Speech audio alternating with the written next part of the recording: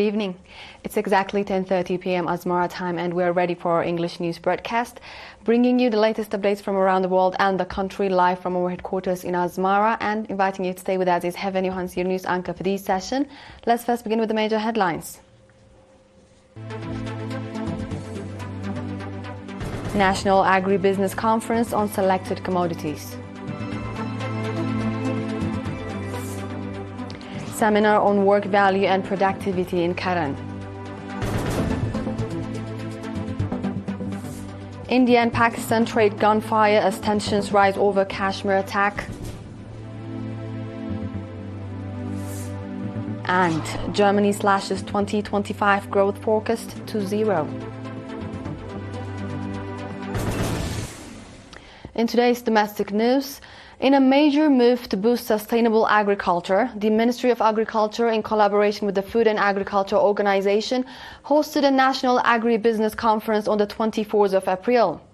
The event, held at the National Confederation of Eritrean Workers Conference Hall, brought together senior government officials, UN representatives and sector experts to focus on 7 selected commodities critical to national food systems. Under the theme Enhancing Agribusiness for Sustainable Food Systems, the conference served as a vital platform for dialogue and collaboration among a broad spectrum of stakeholders. It aimed to drive innovation and coordinated action across the agribusiness value chain. Delivering the opening remarks on behalf of the Minister of Agriculture, Mr. Taghla'ab Miskinna, Director General of the Regulatory Services Department, stated that the conference marks a milestone in Eritrea's national strategy to strengthen agribusiness. He noted that this meeting is the result of ongoing efforts launched in mid-2022 under the National Forum for the Hand-in-Hand initiative, with support from the Food and Agriculture Organization. Mr. Taghla'ab emphasized that agriculture has always been integral to Eritrean society, but the sector continues to face major challenges, including climate change and poverty. He stressed that the FAO-led Hand-in-Hand initiative is rooted in inclusivity, partnerships and evidence-based approaches. He highlighted 3 strategic pillars where the initiative aims to make a meaningful impact: inclusive development, resilient and sustainable systems, as well as public-private partnerships. Representing the Investment Center, Dr. Wolday Futur praised the Ministry of Agriculture and the FAO for organizing a high-impact event that supports both smallholders and large-scale agribusiness enterprises. He also pointed to the need for critical reforms and strategic shifts to further develop the sector. FAO's Sub-Regional Coordinator for Eastern Africa, Ms. Farai Zimduzi, delivered introductory remarks underlining the urgency of addressing challenges and leveraging opportunities in the agribusiness sector across the region. She called for strengthened collaboration to support the empowerment of smallholder farmers and agricultural advancement in Eritrea. UN Resident Coordinator Ms. Nahla Valji also delivered a keynote address. She underscored the importance of sustainable agricultural practices and the need for greater investment in agribusiness to help overcome the barriers faced by smallholder farmers. She highlighted the essential role of government and private sector in collaboration in building resilient, inclusive food systems. The conference included a panel discussion exploring strategies for inclusive economic growth and development in the agricultural sector.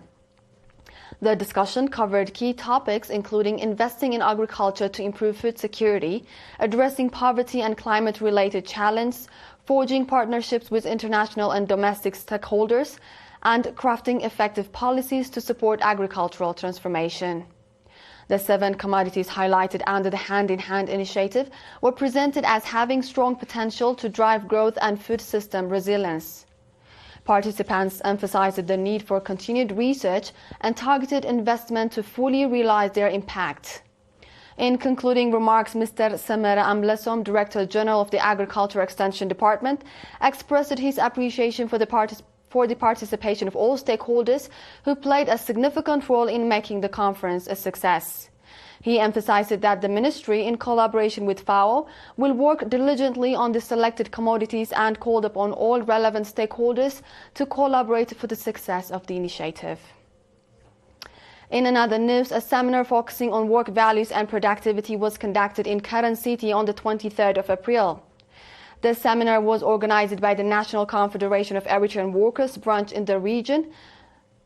Mr. Ismail Mohammed Noor, head of organizational affairs of the PFDJ in the region, stated that a worker equipped with knowledge, discipline and industriousness, coupled with a conducive working atmosphere, can enhance productivity, which in turn improves the lives of workers. Mr. Ismail also called on workers to contribute more to ensuring social justice, develop technological capacity, cultivate a reading culture, and pursue self-improvement through training and education. He emphasized the importance of proper time management, underlining that skill and productivity are developed through education and hard work. Mr. Atobrahan Gabrat, head of the National Confederation of Eritrean Workers branch in the region, urged workers to nurture a strong work ethics. The participants on their part conducted extensive discussions on the issues raised at the seminar and called for such initiatives to continue regularly. Do stay tuned, dear viewers, for we'll be back with the international news after the short break.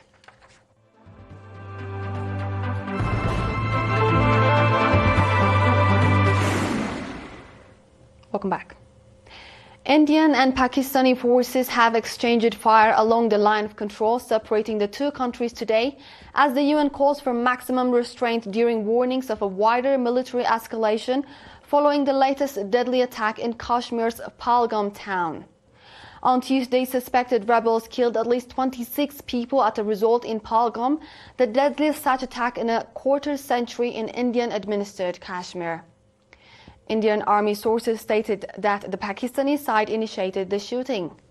A government official in Pakistan-administered Kashmir also confirmed that troops exchanged fire, but did not say who started the exchange. A statement issued in the name of the Resistance Front, which is believed to be an offshoot of the Pakistani-based Lashkar-e-Taiba armed group, claimed responsibility for the attack. The deadly incident has since prompted a significant diplomatic spat between New Delhi and Islamabad, with India's withdrawal from the Indus Waters Treaty and Pakistan pausing a canal irrigation project and shutting its airspace to Indian Airlines in retaliation to accusations that it was involved in the attack. The tit-for-tat announcement took relations between the nuclear-armed neighbors who have fought 3 wars to the lowest level in years. Kashmir has been divided between India and Pakistan since their independence in 1947, with both claiming the territory in full but governing separate portions of it, leading to lingering tensions that have developed into violence over the years. In another news, the German government has sharply downgraded its economic outlook for 2025 and is now projecting zero growth. According to the spring forecast announced on Thursday by Acting Economy Minister Robert Habeck, Europe's largest economy could stagnate or contract for a third consecutive year. This follows back-to-back declines in 2023 and 2024. The latest revision marks a significant shift from the previous official forecast issued in the autumn of 2024, which projected growth of 1.1%. Minister Habeck attributed the downgrade primarily to Donald Trump's trade policies, saying the U.S. threat and imposition of tariffs have significantly heightened global economic uncertainty and dampened growth prospects. Habeck emphasized that these unpredictable trade policies have once again posed serious challenge for Germany's export-reliant economy. He pointed to the country's integration into global supply chains and its openness to international trade.